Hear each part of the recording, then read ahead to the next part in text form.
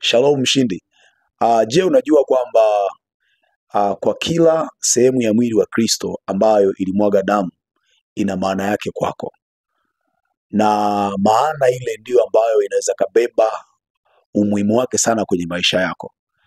Kutojua kwamba kila mahali ambako kulimwaga damu kwenye mwili wa Kristo kimewakosesha watu wengi sana kuvuka baadhi ya maeneo, na kuna wengine wameomba maombi, ndio walitumia damu ya Yesu, lakini kwa sababu hakujua kila mahali au kila sehemu ya mwili ambayo ilimwaga damu ya Yesu Kristo palikuwa pana maana yake, ndio maana hawajaweza kuona matokeo. Na ni mara zote sana, kila mahali, yani kichwani, tumboni, kwenye mabega, kwenye mwili wa Kristo palikuwa na maana yake.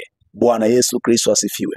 Damu ya Yesu Kristo ambao ilimwagika kwenye kichwa cha kwake. Sasa na kile kitabu cha Mathayo 27 mstari wa 29 kinaeleza kwamba walimvika taji ya miiba, na ile taji ya miiba ilipovikwa kichwani mwake ilimwaga damu. Ile damu ambayo ilimwagika kwenye kichwa cha Kristo huwa inaashiria ukombozi wa fikra na ukombozi wa ufahamu wa kwako. Kwa ukiwa unaomba ya kwamba Mungu akomboe fikra zako, akomboe ufahamu wako, akomboe mawazo yako, tumia damu ya Yesu specific iliyomwagika kwenye kichwa chake.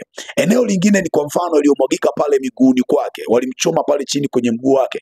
Ile damu iliyomwagika kwenye miguu ya Bwana wetu Yesu Kristo huwa inaashiria ukombozi wa nguvu ya kumiliki na kutawala juu ya nchi. Sasa sana Yoshua sura ya 1 mstari ule wa 3 anasema, kila mahali ambako nyayo za miguu yako zitakanyaga, hapo nipokuwa pakwako. Damu ambayo ilimwagika kwenye ubavu wa Bwana wetu Yesu Kristo huwa inaashiria ukombozi wa uzao na tumbo la mwanamke, kwa sababu ubavu unaashiria mwanamke. Kwa ukombozi wa tumbo na uzao wa mwanamke, unapoomba hilo ombi, tumia damu ya Yesu iliyomwagika kwenye ubavu wa Bwana wetu Yesu Kristo. Damu iliyomwagika kwenye mikono yake huwa inaashiria ukombozi wa kazi za mikono yako, uchumi wako, mafanikio yako ya kiuchumi.